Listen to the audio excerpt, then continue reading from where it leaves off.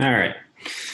So I'm trying something new tonight. Came a little prepared, wrote a couple things down, downloaded Zoom so I can do a screen share with you guys, and had a long day today, so I'm going to enjoy one of my favorite beers. Well, um, Trillium Galaxy Tiles.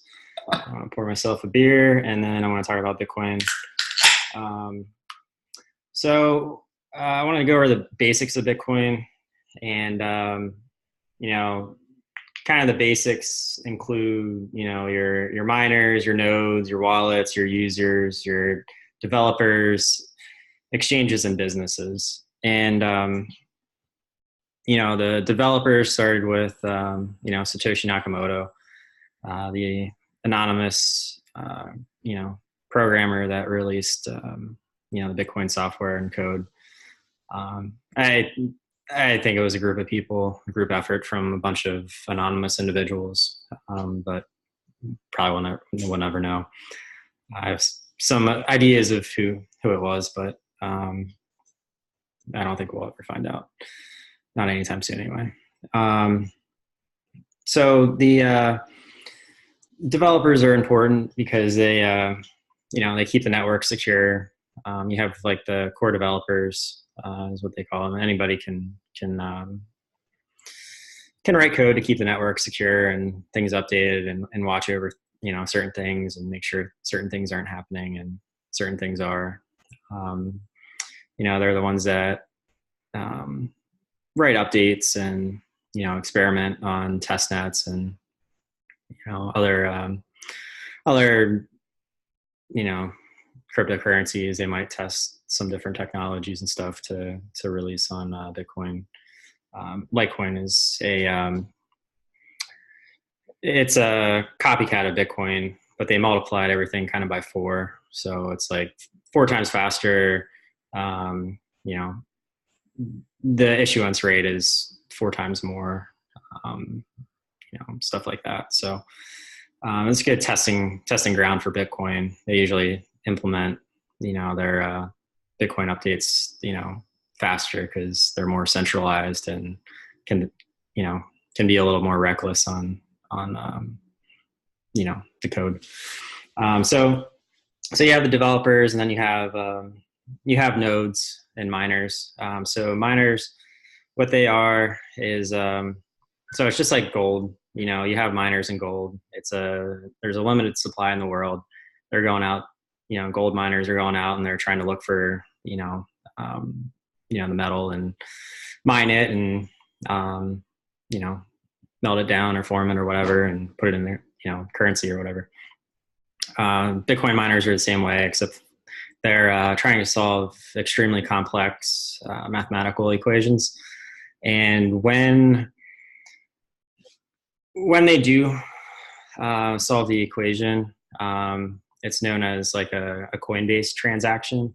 So the way the network is, the blockchain, you have blocks, and inside those blocks are basically open and closed every 10 minutes.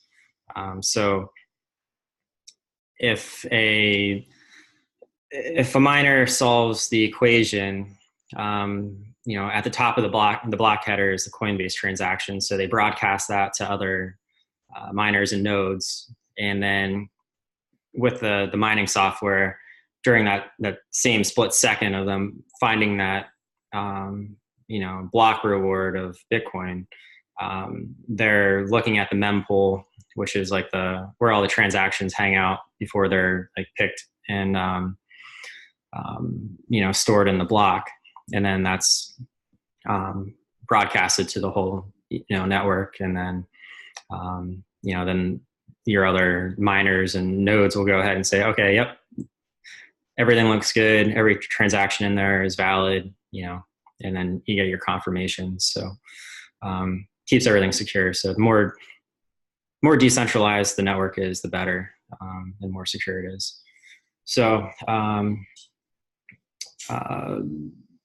so then you have wallets. I talked about this a little bit last video. So you have hot and cold wallets. A hot wallet is basically an internet connected wallet where it generates your private keys right on the device, an internet connected device like your like a phone or your computer. And then a cold wallet is something that generates. It's like a a little USB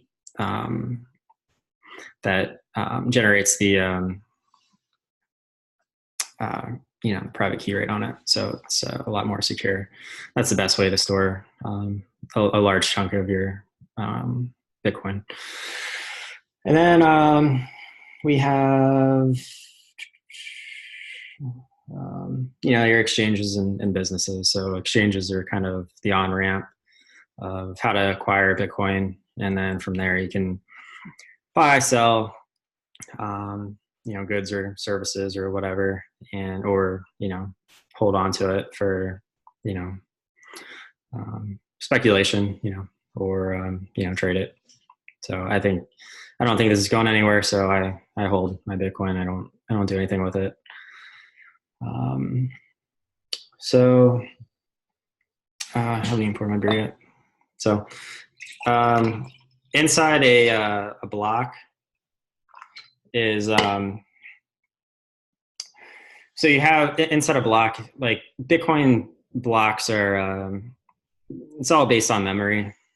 So like right now a block size is capped at one megabits, and the whole reason that it's that small is if you go any larger, it's very hard for nodes. So probably a lot of you have heard of Bitcoin Cash. All that is a fork of Bitcoin. So because the code is open source, anyone can look at it and anyone can copy it and create their own money. They're scams. You want to stay away from them. It's just people trying to print their own money, and then you get people that think, "Oh my God!" Like say you have 2 Bitcoin. Somebody does a fork. Oh, I have 2 Bitcoin on Bitcoin Cash Network. It's free money. In all reality, it's not. It's a temporary distraction, and it's not going to end well. It's already not ending well. I mean, Bitcoin Cash was they're just destroying themselves. They're centralized. They have leaders and stuff like that, and it's just a mess. It's a bunch of drama. And so the problem with raising the block size to make the network cheaper and faster temporarily, they raise the block size. So instead of like a 1-lane highway, it's say like a 4-lane highway. But the problem is it makes the network more centralized, because in order for nodes to compute that those transactions and to store those transactions, they would need, like, our internet speeds aren't fast enough as like normal people.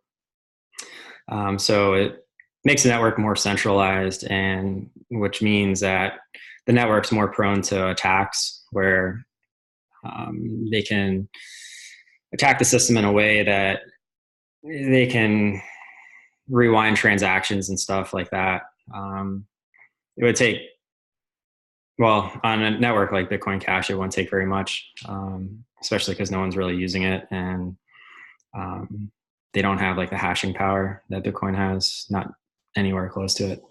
With Bitcoin, like a 51% attack is very unlikely, because you would need just basically unlimited amount of money, and then all you're doing is hurting yourself, because you're investing all this money to attack the network to redo transactions, and it just creates a mess and destroys the whole thing, and it's just a waste of time and money. So it's extremely unlikely that'll ever happen. And let's see here. I'm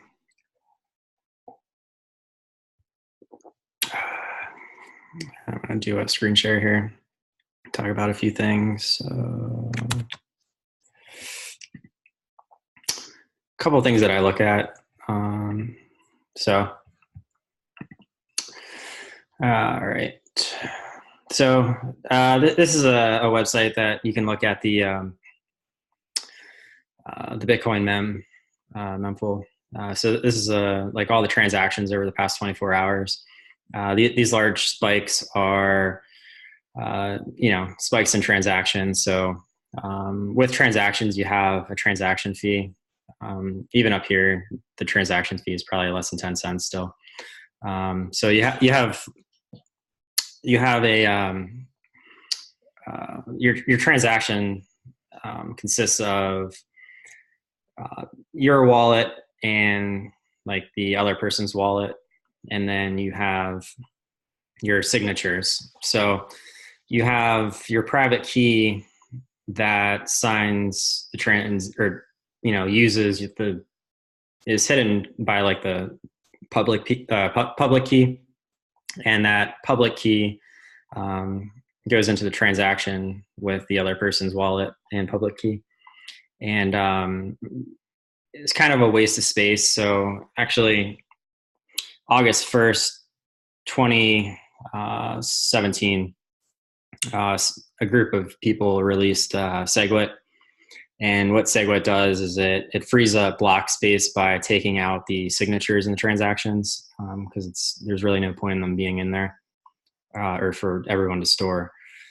So it removes that from the transaction and helps Bitcoin scale. So instead of 7 transactions per second, you can actually do like 14 transactions per second.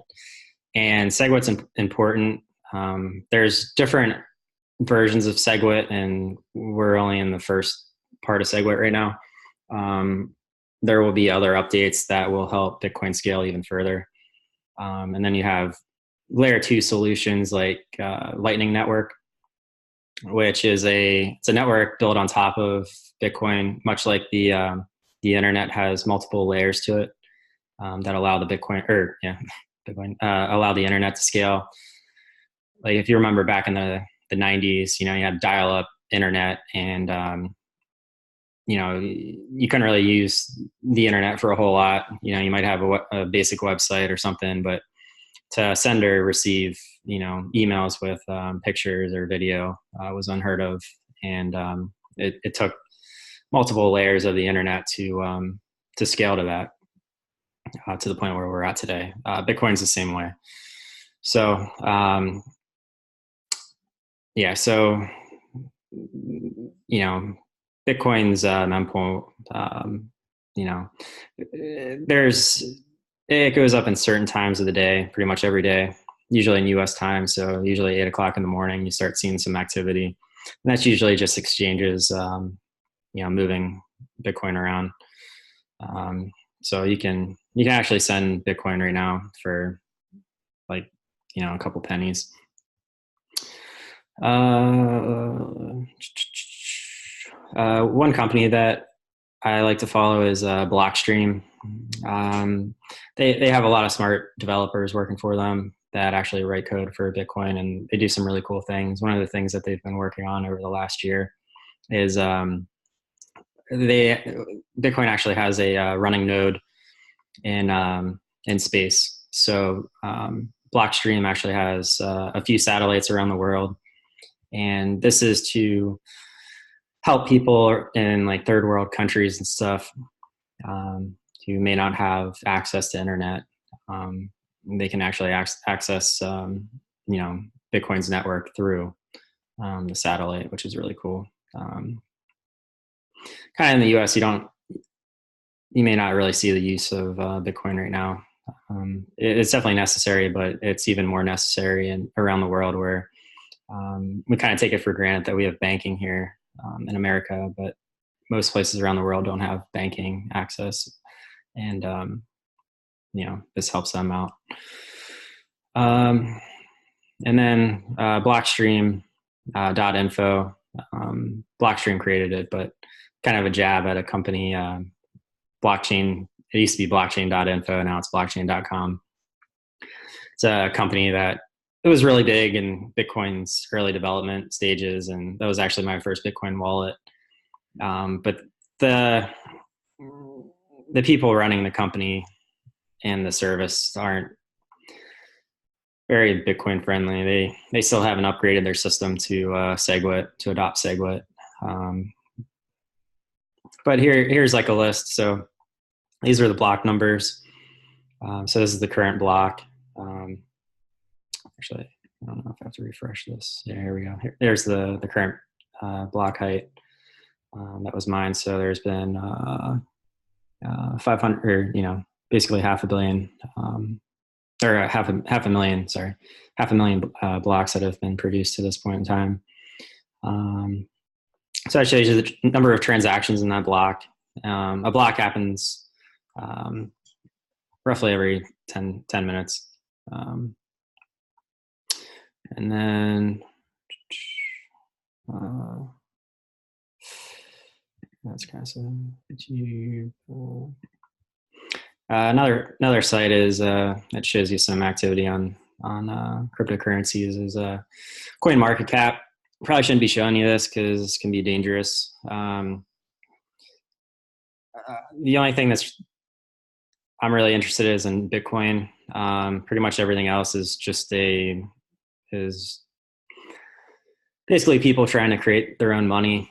I fell into the Ethereum hype, a couple of years ago.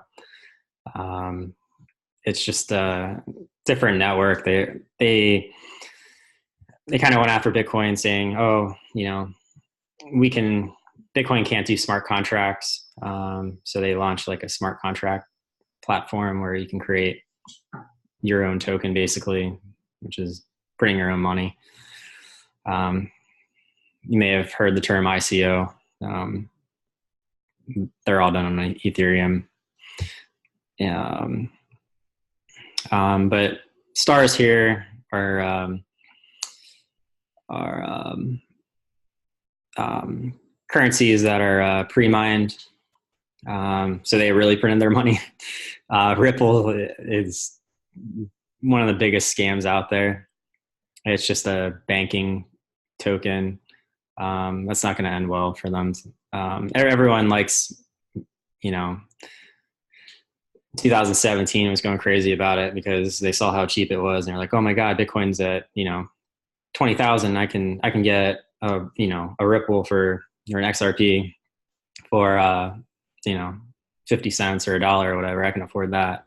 But that's their smallest unit of measurement. They only have one unit of measurement, and this is how many they've printed. And so the company owns a huge chunk of that. I forget what the exact amount is, and their founders and everything. And Stellar is just a clone of that. It's actually one of the developers of XRP or Ripple. And then he was unhappy, so he left and he cloned the network and created his own thing, created his own money. Bitcoin Cash, I talked about that. They think they can scale Bitcoin with bigger blocks, which isn't good because it promotes more centralization. And when you have centralized blockchain, there's no point of having a blockchain because it's just a database at that point. No different than a bank. How many times have you, had your credit card stolen or your information stolen? It happens all the time. It's been at least a half a dozen times where I've gotten a new, credit card either personally or through the company. Because Target's database was hacked and a hacker stole all the credit cards and information, and it's I don't think that we should be giving up our identity just to use money that we earn as a living. You have to give your social security number just to get a simple thing for $40 a month internet, or Verizon internet or Comcast or whatever. It's ridiculous. Litecoin's interesting, like I said, because it was the first clone of Bitcoin. Still it's scammy. It has a creator, Charlie Lee. I don't know. these are all highly kind of centralized. There's some that are more decentralized than others, but Litecoin's kind of cool because I don't own a very lot or own very much of Litecoin because I don't think it's really that valuable. I mean, it's creator multiplied everything by 4, as you see. Like this is actually the circulating supply. So Bitcoin, there's currently over out of the 21 million Bitcoin, there are 17.5 million that are out in circulation right now. Litecoin's 4 times that at 60,000 or 60 million. And then, but Litecoin adopts all of Bitcoin's technology first, so it's kind of like a test net. Even though Bitcoin has its own test net, but it's really not a full test until you actually put money to it and it holds that money. Downside about like Ethereum, they crowdfunded, basically held an ICO. They collected all this money and then sent out tokens to everybody that invested in the startup, and then they held the money in a smart contract, and then a hacker actually broke into that smart contract and found out a way to take that money. And the creators, because it's centralized, they turned back the clock. They rewrote the code to exclude that theft transaction. So no different than a bank, really. So Monero is a cool one. I like Monero. I don't really own much of Monero, but it's a privacy coin. So they're experimenting with like ring signatures. So you can't trace transactions of Monero on the blockchain because of the way it does the ring signatures. It's kind of I don't fully understand it, to be honest, but things like Monero and Litecoin are kind of fascinating because with Lightning, we can actually get to a point where if I'm paying somebody in Bitcoin and the receiver wants to own or receive a different currency like Monero, let's say, or Litecoin, when I pay through Lightning network, it does, there's different hops along the way, and it routes the payment through the fastest way and the cheapest way. And it happens instantly, and I send the Bitcoin, they receive the currency that they want to receive, basically without any fees. Right now you can send a Lightning payment for like 1/100 of a penny or something like that, something crazy cheap. And that's the whole point of Lightning, is to create cheaper, faster payments. So it still uses Bitcoin's blockchain. It's just the way they write the code, and you exchange it back and forth. You can always close like your channel to take it back to the Bitcoin blockchain to have it on main chain. But those are two that are fascinating just for the fact that Lightning can be built on top of them. But they have leaders that people look to, that because they were created by people that are known and everything. It's not fully decentralized. But here's my website. If metalmancard.com, I created this just to learn a little bit about web development and to accept Bitcoin as a merchant. So I have a what is Bitcoin. So I type this up, and where to buy, how to store. This is an interesting quote from one of our founding fathers, Thomas Jefferson. Just kind of shows you how far we've come from the beginning of America in 1776. But he says, "I believe that banking institutions are more dangerous to our liberties than standing armies. If the American people ever allow private banks to control the issue of their currency, first by inflation, then by deflation, the banks and corporations that will grow up around the banks, will deprive the people of all property until their children wake up homeless on the continent their fathers conquered. The issuing power should be taken from the banks and restored to the people to whom it properly belongs. I think that's a very powerful statement. And I think we'll end it there. Just another video. I'll try to get better at these as I go along, but gives you a little bit of basics and a couple websites to look at, for some information. One guy that explains Bitcoin really well is Andreas Antonopoulos. So here's his YouTube page. He has a breakdown of,